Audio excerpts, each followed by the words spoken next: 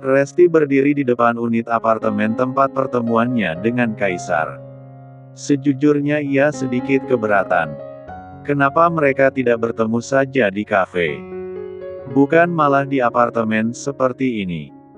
Tapi karena ia sangat butuh uang itu. Resti juga sudah muak dengan ocehan ibunya yang memintanya balas budi karena sudah membesarkan dan menyekolahkannya. Mau tak mau ia tak punya pilihan. Masuk.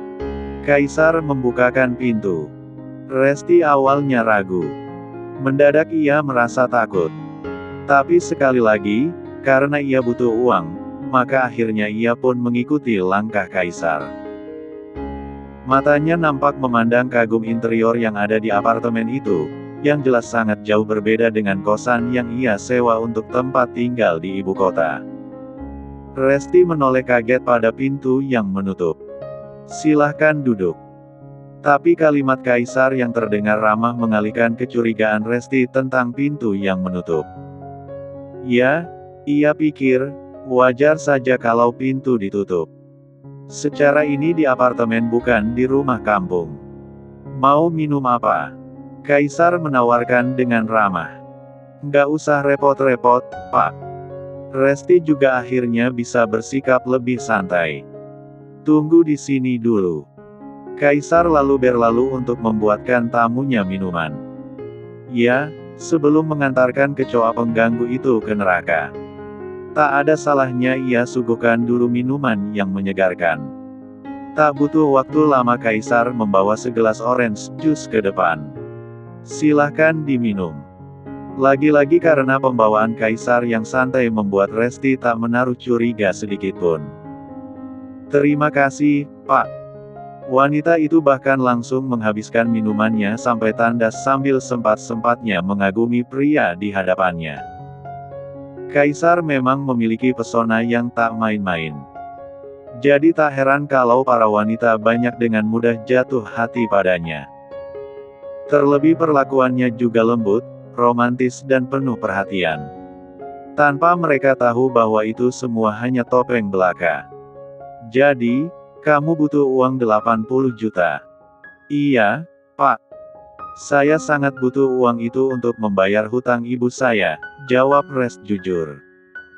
Ia bahkan memasang wajah memelas. "Saya nggak bermaksud memeras Bapak. Saya cuma nggak tahu harus pinjam ke siapa lagi kalau bukan sama Pak Kaisar. Saya tahu, Pak Kaisar pasti mau membantu kesusahan saya." Begitu. Kaisar nampak menyeringai ketika melihat obat tidur yang ia campurkan ke minuman wanita itu mulai bereaksi. Terlihat Resti mulai gelisah.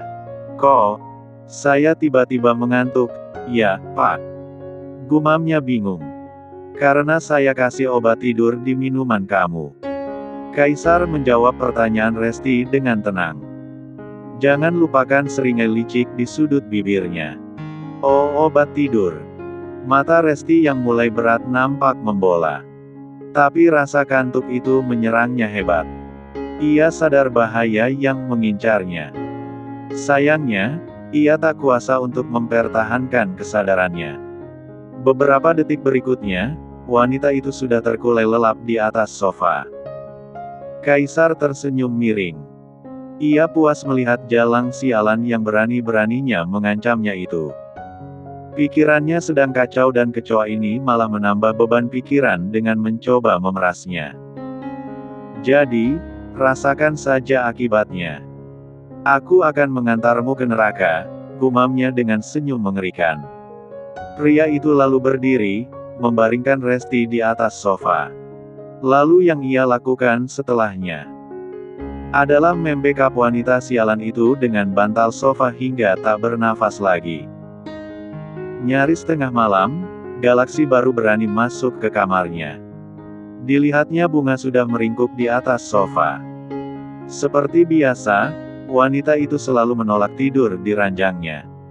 Atau lebih tepatnya menolak satu ranjang dengannya. Pria itu mendekat ke sofa. Seperti biasa ia akan memindahkan bunga ke ranjang mereka supaya istrinya itu bisa tidur lebih nyaman. Tapi kali ini Galaksi tidak mencari kesempatan dengan memeluk wanita itu dalam tidurnya. Ia memilih berjalan kembali ke sofa dan tidur di sana. Hening. Sunyi. Bunga membuka matanya perlahan. Ia tak merasakan pergerakan pria itu di sampingnya. Sehingga ia memberanikan diri. Membuka mata. Padahal tadinya kalau Galaksi kurang ajar dan melakukan sesuatu saat ia dalam keadaan tidak sadar, Bunga sudah siap untuk melawannya. Tapi yang terjadi justru tak sesuai bayangannya. Pria itu malah tertidur di sofa. Kenapa sikapnya membingungkan? Gumamnya yang semakin dibuat tak mengerti dengan tingkah suaminya itu. Bunga merubah posisinya. Tapi dipikirkan seberapapun juga ia tak menemukan jawaban kenapa pria itu terkadang baik lalu kemudian bersikap kejam padanya. Buatkan aku sarapan. Pagi harinya mereka bangun tidur dengan tenang dan tanpa banyak perdebatan. Tapi sama sekali tidak ada percakapan. Bunga masih memasang wajah masam. Hingga akhirnya Galaksi yang memulai bicara. Buatkan apa saja, ucapnya lagi sambil berlalu ke kamar mandi. Bunga tak menjawab.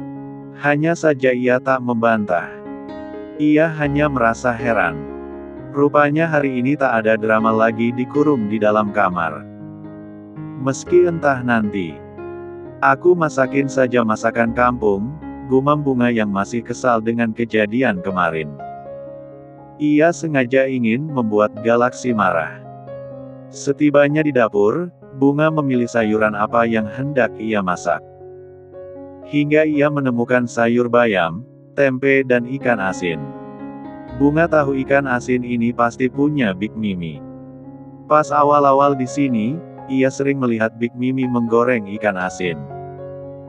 Tapi pikirnya tak masalah ia pakai dulu untuk mengerjai suaminya. Nanti ia tinggal bicara dan menggantinya pada Big Mimi. Intinya Bunga sengaja ingin membuat makanan yang sangat sederhana. Terserah suaminya itu mau makan atau tidak. Tadi juga bilangnya apa saja. Berarti terserah dirinya. Nyaris 1 jam berjibaku di dapur. Makanan itu akhirnya tersaji di meja. Jangan lupakan sambal terasi dengan baunya yang menyengat. Senyum Bunga mengembang. Ia membayangkan pria jahat itu akan melotot dan mengumpatinya. Mungkin. Tapi Bunga tak peduli. Memang itu yang diinginkannya. Ya ampun, Bunga. Kamu masak ini buat Tuan Galaksi. Tika melongo. Seperti biasa manusia julid itu langsung kepo dan mengoceh. Kalau iya memang kenapa? Bunga menjawab santai. Dasar nggak waras. Siap-siap aja muka kamu yang jelek itu disiram kuah sayur bening kamu yang deso ini, cibir Tika. Tak ada potongan ayam goreng atau ikan goreng. Sungguh ini makanan rakyat jelata. Bunga memilih tak menanggapi. Ia sibuk membereskan perkakas dapur yang kotor sambil menunggu suaminya turun. Hingga, tepat ketika ia menyelesaikan pekerjaannya, pria yang sudah sangat ia tunggu-tunggu itu tiba juga di meja makan. Bunga menahan senyumnya. Seperti yang ia duga, suaminya itu menatap meja makan dengan tatapan yang takjub. Dalam tanda kutip tentunya. Galaksi menarik kursinya lalu duduk. Kita makan bersama. Pria itu menoleh ke Bunga yang sedari tadi mengawasi. Wanita itu sempat menahan nafasnya sejenak. Ia yang membuat masalah tapi nyatanya perasaan takut itu tetap saja ada. Mungkinkah ia akan disiram kuah bayam? Pikirnya yang terngiang perkataan Tika tadi.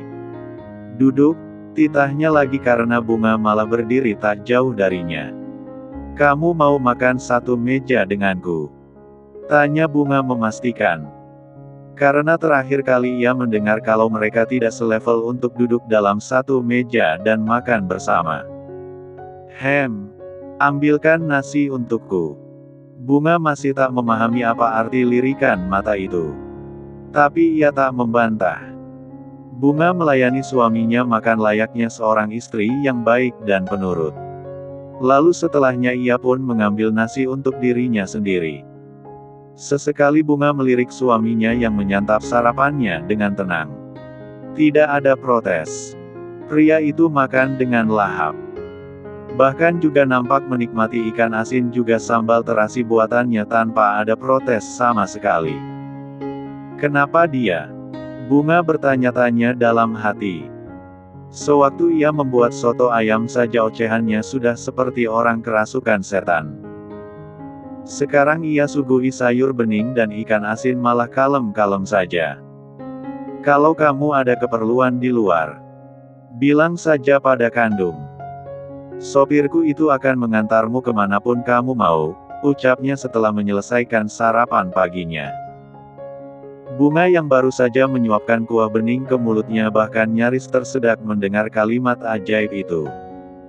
Aku boleh keluar? Tanyanya memastikan. Ya. Dengan catatan kamu sudah harus ada di rumah sebelum jam makan siang. Jangan lupa masak sesuatu yang enak. Karena aku akan makan siang di rumah, ujarnya datar. Makan siang di rumah. Kali ini Bunga benar-benar takjub. Setelah sarapan sederhana ini, pria itu masih ingin makan siangnya darinya juga. Sebenarnya dia ini kenapa? Tumben sekali dia menjadi jinak hari ini. Batin Bunga terus bertanya-tanya. Apa yang dia rencanakan? Aku tidak merencanakan apapun. Jadi nikmati harimu dengan bahagia. Seulas senyum tersungging di bibir Galaksi sebelum kemudian pria itu benar-benar pergi. Kali ini Bunga benar-benar tersedak. Bagaimana bisa pria itu membaca pikirannya dengan sangat tepat? Sebenarnya kenapa dia? Gumamnya bingung. Apa dia kerasukan jin tomang? Kamu kenapa? Tik bengong di situ. Lagi-lagi Big Mimi mendapati Tika sedang mengintip ke ruang makan. Ih, Bibik ngagetin aja, deh. Tika mengelus dadanya. Ia sedang bingung, Big Mimi malah mengagetkannya. Lagian kamu bengong di situ. Aku lagi ngintip Bunga, Big. Aneh, deh, Big. Tika mulai mengajak gibah. Anehnya, tadi aku lihat Bunga masak masakan kampung yang enggak banget dan bukan seleranya Tuan Galaksi banget. Tapi, kok Tuan nggak marah, ya? Padahal tadinya aku udah ngarep Bunga disiram pakai kuah sayur sama Tuan. Tika bercerita dengan menggebu. Memang Bunga masak apa? Big Mimi ikut penasaran. Masak sayur bening, tempe, ikan asin sama sambal terasi. Coba bayangin, Big. Masa dia kasih Tuan Galaksi makanan kampung begitu? Kalau aku dah tak pecat dia jadi londe. Pasti udah banyak tuh duitnya Tuan Galaksi yang diporotin sama dia, cerocosnya tak terima. Masa sih, Tik? Setahuku Tuan Galaksi itu paling anti sama ikan asin, apalagi sambal terasi. Biasanya beliau, tuh nggak tahan sama baunya. Lah, si Bibik lihat aja sendiri. Bunga baik-baik aja, bisiknya. Tadi Tuan juga makannya lahap banget. Ih, kenapa, si Tuan Galaksi nggak sembur aja, tuh Bunga bangke. Big Mimi nampak tak tercengang mendengar penjelasan dari Tika. Pikirnya, apa yang membuat majikannya tiba-tiba mau memakan makanan itu? Apa ada sesuatu yang terjadi dengan mereka berdua? Maaf. Ini kenapa ya, kalian mengikuti saya? Bunga sudah sampai di pasar yang ia tuju. Tapi kemudian ia sadar kalau bukan hanya Kandung yang mengawalnya melainkan ada dua orang lainnya. Dan tentu saja pengawalan ini membuatnya merasa aneh meski mereka memakai pakaian biasa, yang membuat penampilan mereka tak begitu mencolok dan menarik perhatian pengunjung yang lain. Tapi tetap saja diikuti 3 orang pria asing membuatnya risih dan tak nyaman. Mereka ditugaskan Tuan Galaksi untuk mengawal Anda, Nyonya. Kandunglah yang menjawab. Sebuah jawaban yang membuat mulut Bunga menganga sempurna.